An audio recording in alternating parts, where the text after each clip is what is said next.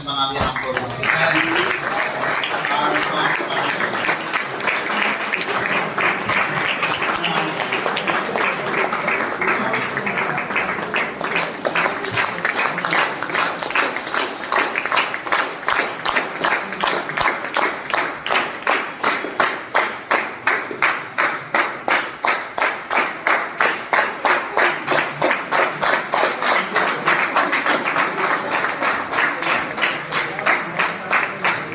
यहाँ आया तो सर ने बताया ऐसे ऐसे पढ़ना है, तो बस सर का जो भी गाइडलाइन फॉलो किया।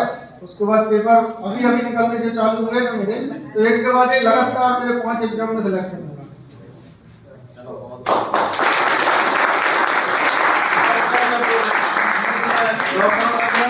उस कारण से हमारा थोड़ा पढ़ाई नहीं हो पाया सही तरीके से, इसलिए उसी टाइम नहीं तो उसी टाइम हो जाता। और वैकेंसी भी उस टाइम बहुत कम आ रही थी।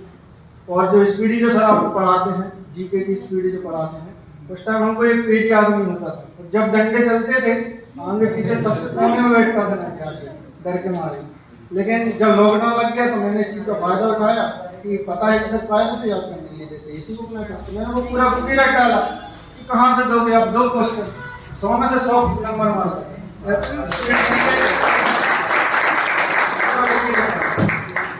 आप लोगों को कोई बड़ी बात नहीं है। आप लोग सोच रहे होंगे 5 एग्जाम निकालना है तो बड़ी बात, लेकिन जो व्यक्ति मेहनत करता है उसके लिए कोई बड़ी बात नहीं। ठीक है, शुरू में आपको लगेगा यार नहीं ऐसी हो जाती है, जिसके कारण आप पीछे हट जाते हैं। लाइन तो सही है कि पढ़ना है, जॉब लगना है, घर वालों का नाम रोशन करना है, लेकिन परिस्थितियाँ ऐसी हो जाती है घर में भी कई बार पढ़ाई बीच में छोड़ना पड़ जाता है। ऐसे मेरे साथ कुछ ऐसे ही हुआ।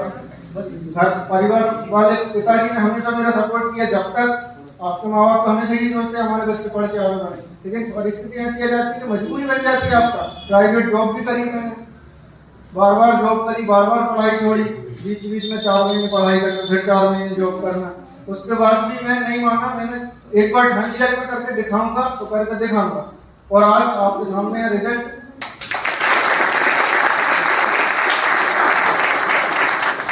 आप लोग तैयारी करो, आप सभी का सिलेक्शन होगा। एक भी व्यक्ति ऐसा नहीं है जिसका सिलेक्शन नहीं होगा। यदि आप लोगों ने ठान लिया करना है तो आप सब के सब एकदम पूरे को पूरे सिलेक्शन लेके जाओगे।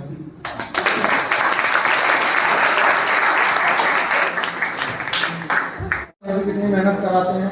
और अभी तो कुछ भी नहीं। जब हमारे टाइम तो हम लोग इतना पढ़ते थे, जब डंडे चलते थे एक लाइन में बैठे हैं तो एक को पढ़ेंगे तो पांचों को पढ़ेंगे। ठीक है, और बहुत पिटाई खाया। फर्स्ट दिन आया था तो मुझे पता ही नहीं था यहाँ के रूल्स क्या हैं क्या नहीं। ऐसे ही बीच में आप लोगों की तरह बैठा था तो पीछे से घूम के आके सर ने दिया एक डंडा, तो बोलते पीछे देखो, फिर बोलते आप नया लड़का पड़ गया। तो वो फर्स्ट दिन जो डंडा पड़ा, उसके बाद कभी मैं पिटाई पढ़ाई से मेरे को कभी पिटाई नहीं लगी। उसी दिन सोच किया था पढ़ाई से कभी नहीं पिटना। आपको यदि सर ने बोला है कि आप 2 पेज याद करके आओ, तो कुछ लोग तो बोलेंगे कि हाँ अब तो 2 पेज याद हो गए, कल तो मैं पिटूंगा ही नहीं, है ना। लेकिन जो व्यक्ति को जॉब लेना है वो ये नहीं सोचेगा कि मुझे 2 पेज याद करना, वो सोचेगा मैं पूरी किताब ही रटवा लूं, है कि नहीं। पता है कि सिलेक्शन कहाँ से होना है, इस किताब से होना है, तो उस किताब को पूरा रटवा लो ना। आसान नहीं है। मैं हल्के मुंह से बोल रहा हूँ, आप लोगों को लग रहा होगा कितना टाइम लगता है, लेकिन एक ना एक दिन जरूर होगा। अब यदि आपने स्पीडी की रट ली तो आप ये मत सोचो क्या रे यार स्पीडी तो पूरी रट ली, अब तो हो ही जाएगा पेपर। आपने स्पीडी पढ़ी तो दूसरी बुक उठा लो, उसको भी पूरा रट दो, तीसरी उठा लो, उसको भी पूरा रट दो। अपना काम ही क्या है, जब तक अपना सिलेक्शन नहीं होता अपन को पढ़ते रहना, पीछे थोड़ी हटना है इस चीज से। तो पता है कि आजकल कंपटीशन कितना ज्यादा है। मुझे भी लगता था कि यार कंपटीशन इतना है, कैसे करेंगे, कैसे हो पाएगा। मैथ में बिल्कुल जीरो थे, बोर्ड मार्क्स के नियम नहीं आते थे, कहाँ से क्या करना। लेकिन धीरे धीरे करते करते सारे चैप्टर्स क्लियर कर लिए। तो जैसे चैप्टर आप लोगों के क्लियर हुए उसके बाद आप टेस्ट लगाना चालू कर दो। टेस्ट में आपको पता चल जाएगा कि कहाँ कमी है कहाँ नहीं। उसके बाद आप लोग ऑटोमेटिक आपके एग्जाम जब निकलना चालू होंगे, आप एक भी एग्जाम क्वालिफाई हुआ उसके बाद भले ही आप फिजिकल में फेल हो गए या मेडिकल में फेल हो गए, तो इसका कारण आप ये तो समझ जाओगे जब मैंने एक पेपर निकाला है तो मैं ऐसे कई पेपर निकाल सकता हूँ। ऐसे मेरे साथ हुआ था। मैंने एक पेपर निकाला भी SSC GD का, उसमें मैं हाइट में ये चीज पता थी मैंने एक पेपर निकाला है तो मैं इसके बाद और भी निकाल सकता हूँ। लेकिन मैंने हार नहीं मानी। मेरी परिस्थितियां भी बहुत सी आई बीच में बार पढ़ाई छोड़ने के लिए। लेकिन जो व्यक्ति सोचता है मैं कर लूंगा, तो वो चाहे जॉब करे, चाहे उसकी परिस्थितियां कैसी भी हो, वो व्यक्ति कहीं से भी निकल जाएगा।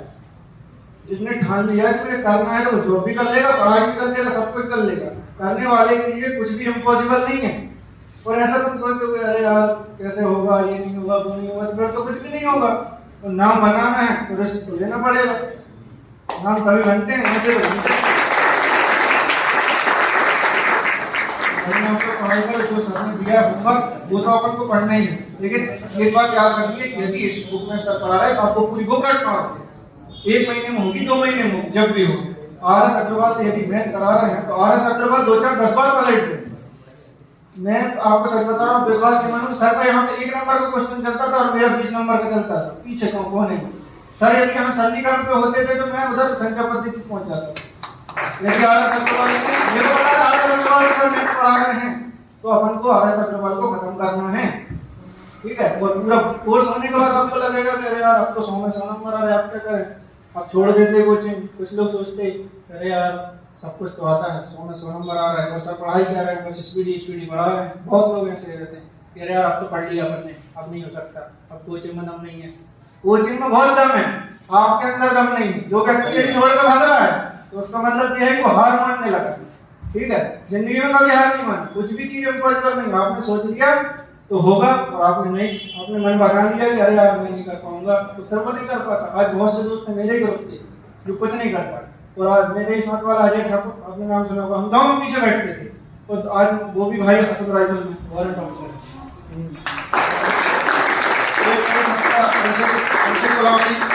तो नंबर मारता था वो भी IDRDO में। तो हम साथ सबका रिजल्ट हुआ, ऐसा नहीं है कि। और मेरे तो हमेशा से पिताजी का सपना था बचपन से कि लड़का फौज में जाए, तो आज मेरे पिताजी का सपना पूरा हो गया। SSB में और अभी तो कुछ नहीं है, अभी तो मेरी शुरुआत हुई है। अभी आप लोग आगे देखते जाओ, मैं बहुत ऊपर तक जाऊंगा और सर का नाम पूरे भारत में रोशन करूंगा। ये कोचिंग बहुत बढ़िया कोचिंग है, सर आपको बहुत बढ़िया गाइडलाइन देते हैं। सर ने बोल दिया ऐसा ऐसा पढ़ो, आप वैसा पढ़ो, तो जितना आपको बोला उससे ज्यादा पढ़ना, ठीक है। जितना आप पढ़ते जाओगे, जितनी चीजें आप करते जाओगे, ऑटोमेटिक आपको अपने आप को कॉन्फिडेंस आएगा कि यार पहले मुझसे 4 क्वेश्चन भी नहीं बन रहे थे, आज मुझसे 4 बनने लगे। उसके बाद आप 10-12 ऐसे करके सारे चैप्टर क्लियर कर लोगे। तो जब आपके चैप्टर क्लियर हो जाएंगे ना, तो आप टेस्ट लगाना चालू कर दो। टेस्ट में ऐसा रहता है आपको पता चल जाएगा ये चीज की कहाँ कमी है, कौन से चैप्टर का क्वेश्चन अपन से बन नहीं रहा, जो नहीं बन रहा सर से पूछिए, सर बताएंगे, ठीक है। और इस भरोसे मत रहना कि बाहरी कोचिंग आता है तो इसका मतलब ये है कि सब कुछ ही हो गया। सर के ऊपर सब कुछ नहीं है, सर आपको बता सकते हैं, सिर्फ रास्ता दिखा सकते हैं, रास्ते पे चलना आपको ही है, ठीक है। उसके बाद उंगली पकड़ के आपको खड़े तो कर देंगे, लेकिन आगे आपको ही बढ़ना पड़ेगा।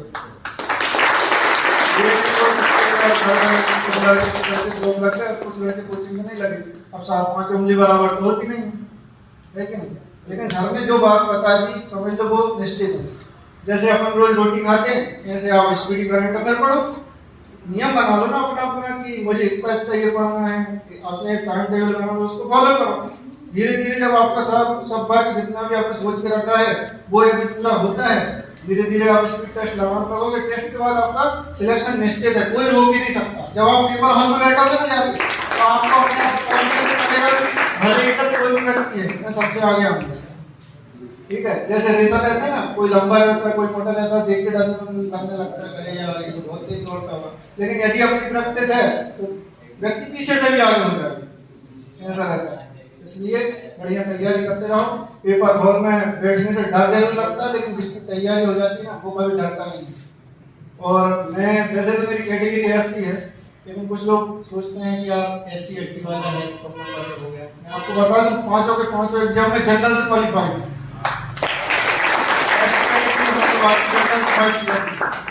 ठीक है। ऐसा नहीं सोचना है कि यार मैं SC में हूं तो मैं तो कम नंबर लाके, ये कॉन्फिडेंस ये नहीं रखना अपने अंदर कि यार हमारा जनरल का ज्यादा, उसका पहले हो गया, इसका पहले होगा। जो व्यक्ति तैयारी करेगा, कैटेगरी कोई सी भी हो, आपके अंदर हुनर है, आपके अंदर ताकत है, तो आप कहीं से भी निकल जाओगे, ठीक है। इसलिए ये नहीं सोचना कि आगे वाले का, आप पहले अपने आप को कॉन्फिडेंस, पहले आप लोगों को कॉम्पिटिशन करो कि यार ये मुझसे आगे, ये मुझसे आगे है, तो अपने आप से आप आगे तो निकलो पहले। अब आप इतने बच्चों के बीच में आगे नहीं बढ़ पा रहे, स्पीडी जैसी छोटी सी बुक में आप 100 में 100 नंबर नहीं मार पा रहे, तो आप लाखों की भीड़ में से पेपर कैसे निकालोगे? आप सब लोग पहले अपने आप को इतना मजबूत बनाओ कि मैं कोचिंग में तो मेरे कोई पीछे कर ही नहीं सकता, ऐसा सोच रखो। कि इतना पढ़ना है कि कोचिंग में मुझे कोई भी व्यक्ति ऐसा नहीं है जो काट दे। सब लोग सोचो कि सबके जब 100 में 100 नंबर मारोगे ना, फिर क्या, फिर तो आपकी नौकरी लग जाएगी। और मैं सर से बोलता था सर पता नहीं कब लगेगी, क्या होगा क्या नहीं होगा, फिर बताइए। सर बोलते थे हमेशा से कि तू चिंता मत कर, तू तैयारी करता रहे, जब तेरे एग्जाम निकलेंगे ना तो लाइन से निकलेंगे, पता भी नहीं चलेगा, एक के बाद एक निकलेंगे। जैसा सर ने बोला था वैसे ही हुआ। मेरे एक के बाद एक लाइन से एग्जाम निकले, 6 महीने के अंदर 6 पेपर बन गए, 5 पेपर का रिजल्ट आ गया, 6 पेपर वो भी निकल गया। इसमें मेरे 81 नंबर है। सर के आशीर्वाद से सब अच्छा ही अच्छा हो रहा है। बिल्कुल धन्यवाद, कांग्रेचुलेशन, आप सब बढ़िया।